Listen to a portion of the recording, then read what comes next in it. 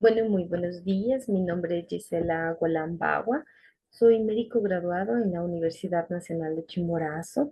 Tuve la oportunidad de realizar mi especialidad en cardiología en la Universidad de Sao Paulo y realicé un fellowship en cardio-oncología también, que es justo el tema que me gustaría tratar en esta mañana, sobre todo por la importancia de la medicina de precisión en la actualidad, en pleno 2023.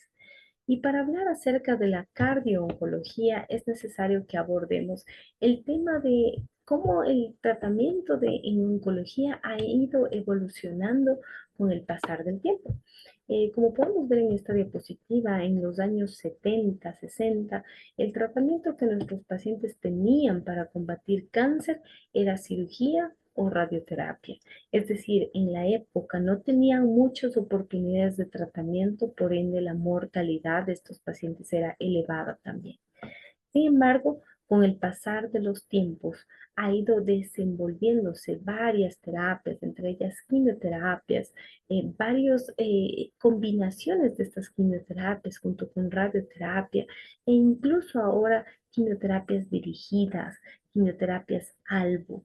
Y en la actualidad, algo que mudó mucho la historia de la medicina y la historia de la oncología es la inmunoterapia, siendo de hecho en los últimos años quienes descubrieron esta inmunoterapia, específicamente los inhibidores de los checkpoints inmunológicos, fueron ganadores del premio Nobel, porque este descubrimiento implica que nuestros pacientes oncológicos muden su historia, que su mortalidad disminuya y por ende que su sobrevida aumente.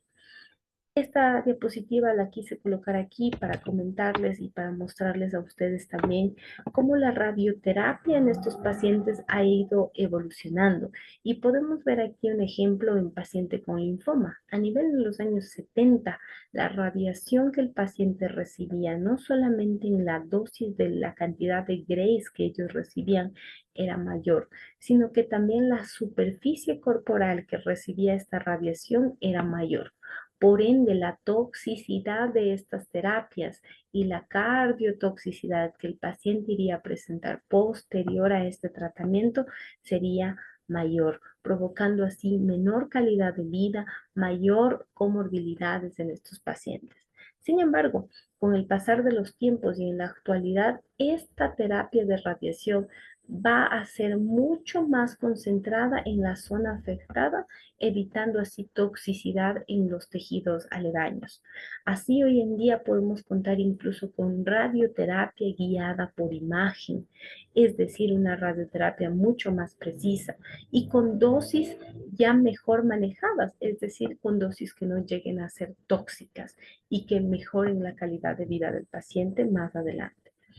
Otra historia o línea del tiempo que les quiero presentar hoy es también acerca de la línea de tiempo que ha venido en cuanto a inmunoterapia, específicamente en los inhibidores de checkpoint inmunológicos. ¿Por qué? Realmente estudios que se están haciendo experimentales se datan de la década de los 80, 90. Sin embargo, terapias inmunológicas que han sido aprobadas desde el 2011, inicialmente en tratamiento del melanoma, de cánceres epiteliales. Sin embargo, con el pasar de los tiempos, y ustedes ven que no han pasado más de 10 años en esta tabla, en el 2021 hay no solamente terapia para melanoma con este tipo de terapia inmunológica, sino que se ha extendido la indicación para varios otros cánceres y sobre todo esta terapia no solamente aislada, sino que combinada con quimioterapia, radioterapias, terapias albos, es decir, nuestros pacientes con diagnóstico de cáncer en la actualidad tienen varias posibilidades de tratamiento. Y enhorabuena, porque esto se evidencia en esta publicación de estadísticas de cáncer en el 2023 en los Estados Unidos y llama mucho la atención de cuánto ha disminuido la mortalidad de los pacientes con diagnóstico de cáncer. Y eso es una noticia muy buena porque quiere decir que los pacientes que diagnostican cáncer en la actualidad tienen mayor oportunidad de sobrevida. Esa es una noticia muy buena, pero también eso se asocia a que estos pacientes van a presentar toxicidad secundaria a la terapia de cáncer que recibieron. ¿Y por qué es importante eso para nosotros como cardiólogos? Porque los pacientes que tienen un diagnóstico de cáncer, ellos ya tienen previamente factores de riesgo que predispuso para que ese paciente tenga este diagnóstico. Sin embargo, como cardiología o clínicos en general, conocemos que esos factores de riesgo no solamente fueron factores para enfermedad oncológica, sino que comparten los mismos factores de riesgo para evolucionar en una enfermedad cardiovascular. ¿Y cuáles son esos? Dislipidemia, diabetes, hipertensión, tabaquismo, sedentarismo, una inadecuada alimentación, el estrés, todo eso predispone no solo a enfermedad oncológica, sino a enfermedad cardiovascular. Es por eso que en estos pacientes oncológicos se hace necesario el cuidado de un cardiooncólogo y ahí que nace la necesidad de esta subespecialidad de la cardiooncología. Últimamente salió la guía de la Sociedad Europea de Cardiología, que fue la primera guía en cardiooncología que se lanzó. Y en esta directriz, en esta guía, nos da nuevamente a enfatizar sobre la necesidad de un acompañamiento clínico cardiológico adecuado en estos pacientes. No solamente en el estado durante el tratamiento de la terapia oncológica, sino antes, durante y después de la terapia oncológica. ¿Y por qué esto es necesario? Porque de acuerdo a los factores de riesgo cardiovascular que los pacientes tengan al inicio de la terapia, si estos no son optimizados, el riesgo de que este paciente padezca de toxicidad relacionada al tratamiento de cáncer implica que haya mayor morbimortalidad en estos pacientes. Entonces, de aquí el papel del cardiooncólogo en analizar, diagnosticar a tiempo, identificar una enfermedad subclínica o clínica identificar cuáles van a ser las mejores estrategias que tomaremos para poder manejar el caso de cada paciente. ¿Y cuáles son las probables cardiotoxicidades?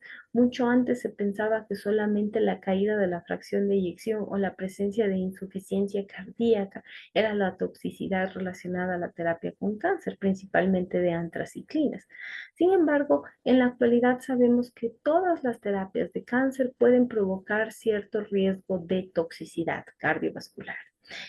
Cuando hablamos de toxicidad relacionada a la terapia de cáncer, hablamos de arritmias, de alteraciones como miocarditis, insuficiencia cardíaca que habíamos hablado, síndrome de Takotsubo, el síndrome del corazón roto, enfermedades del pericardio como pericarditis constrictiva, derrame pericárdico o enfermedades isquémicas. Generalmente los pacientes que son sometidos a terapias contra el cáncer como radioterapia, quimioterapia, inmunoterapia, son eh, terapias que provocan aceleración del proceso aterosclerótico, es decir, estas personas, estos pacientes pueden presentar más enfermedad isquémica que otro grupo de pacientes que no se ha tratado a esta terapia o que no tenga los mismos factores de riesgo cardiovascular. O enfermedad a nivel valvar, insuficiencias, estenosis, la válvula mitral o aórtica son las más comentadas en estos pacientes. Como les decía, aquí una publicación de la JACC Cardio Oncology, donde se evidencia que la radioterapia tiene toxicidad sobre cada una de las estructuras del corazón. Y no solamente del corazón, a nivel vascular también, y ahí la importancia de un adecuado control clínico de este paciente, de una medicina de precisión, de exámenes complementarios precisos que este paciente va a necesitar para el acompañamiento durante el tratamiento y su sobrevida también. Y entonces la cardiooncología, ¿qué nos invita? Nos invita a que podamos ser médicos, que tomemos al paciente de una manera completamente integral. que podamos identificar aquellos factores de riesgo que son no modificables o aquellos que son modificables y que podamos permitir que ese paciente continúe una terapia oncológica adecuada en un estado cardiovascular adecuado. Y para ello, la cardiooncología utiliza varias herramientas diagnósticas, entre ellas exámenes complementarios como marcadores cardíacos, BNP, troponinas, NT-proBNP, electrocardiograma, el acompañamiento con electrocardiograma o imagen. La mejor imagen que en la actualidad tenemos para acompañar es la resonancia magnética. Eso sería en el mundo ideal.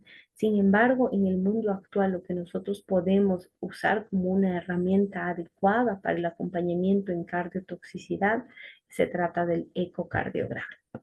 Y entonces en esta imagen yo les puse a una orquesta y un director de orquesta ahí en cardio-oncología. Durante el tratamiento del cáncer, el oncólogo toma el papel del director de orquesta y la cardio-oncología es una herramienta más que permite que el paciente pueda pasar por su terapia oncológica, pueda superar su enfermedad y aún luego de superada su enfermedad pueda tener un seguimiento adecuado de este paciente con la idea de optimizar el tratamiento para los factores de riesgo cardiovascular. Si se identifica una enfermedad cardiovascular, sea cual fuese, pues dar un tratamiento adecuado a tiempo y permitir que hayan terapias preventivas para que no ocurra esta toxicidad.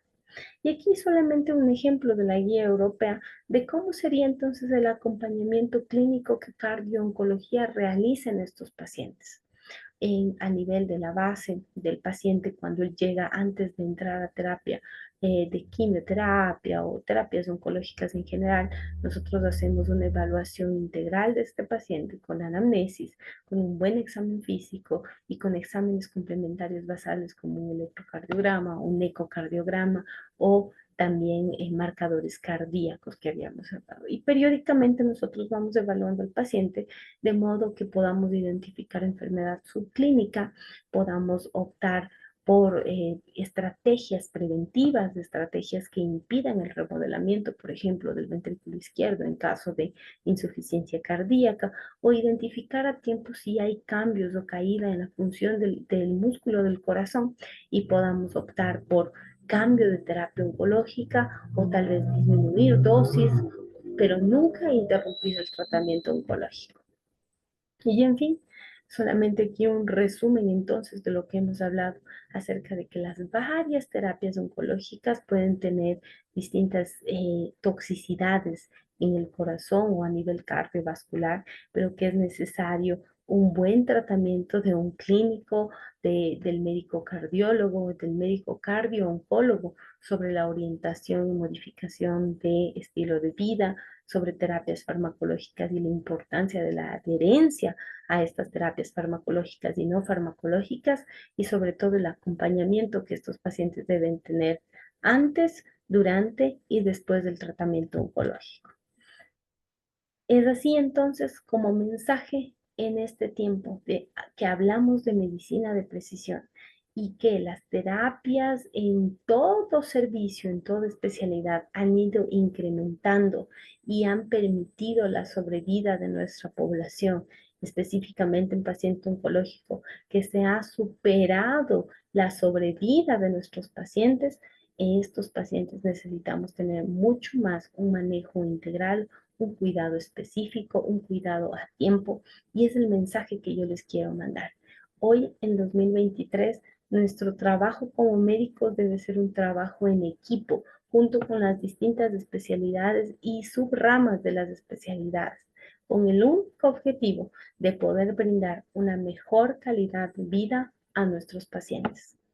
Muchas gracias.